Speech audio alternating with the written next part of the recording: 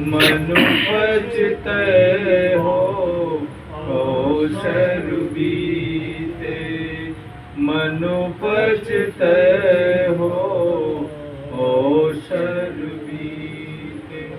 बोलिए परम पूज्य स्वामी जी महाराज की, परम पूज्य भैया जी महाराज की, सभी संत महापुरुषों की। अब स्वामी जी महाराज फरमा रहे हैं, मन पचतय हो अवसर बीते। मनुष्य का जीवन मिल गया है,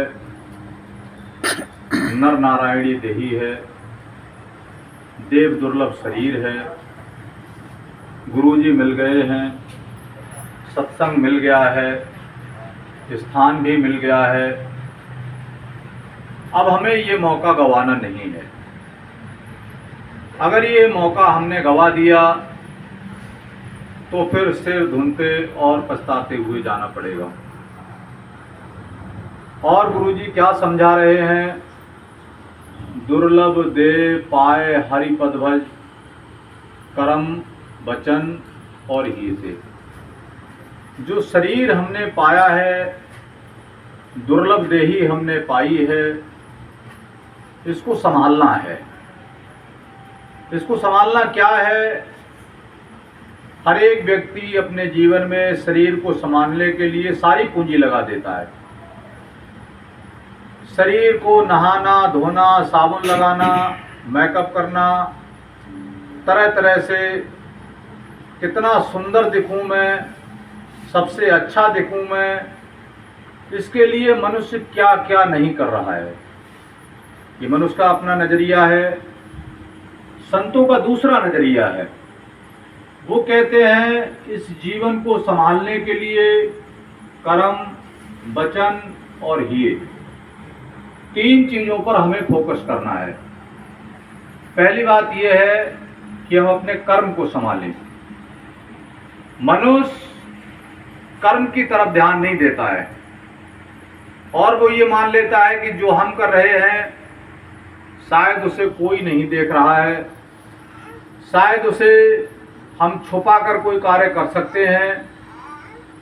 हुजूर कृपाल सिंह जी महाराज कहा करते थे, अगर 5 बरस का बच्चा हो, मनुष्य उसके सामने गलत कार्य करने से कतराता है, नहीं करता है। स्वामी जी महाराज ने बताया है परमात्मा सर्वज्ञ है। सर्वज्ञ होने का अर्थ है कि वो सब कुछ जानता है और सर्वव्यापी है। सर्वव्यापी होने का अर्थ है कि वो सभी जगह है। जब वो परमात्मा सभी जगह है, वो परमात्मा सब कुछ जानता है, तो कोई कर्म ऐसा हम कैसे कर सकते हैं जो हम उस परमात्मा से छुपा लें, और हम ऐसा कोई काम कैसे कर सकते हैं कि जो परमात्मा की नज़र से ओझल हो जाए और हम उस कार्य को कर लें। नहीं हो सकता। इसीलिए कई बार हम सोचते हैं कि हमने तो ऐसा नहीं किया, पर हमारे साथ ऐसा क्यों हुआ। वो इसलिए हमारे साथ ऐसा होता है। कई बार ऐसा होता है, मान लीजिए हमने किसी का मर्डर कर दिया, हमारी रिपोर्ट हो जाएगी, हमें वो कर्म भोगना पड़ेगा, हमें जेल जाना पड़ेगा। मजिस्ट्रेट वहाँ बैठा हुआ है, मजिस्ट्रेट न्याय करेगा, हमें सज़ा देगा, तत्काल हमको सज़ा मिल जाएगी। कई कर्म ऐसे होते हैं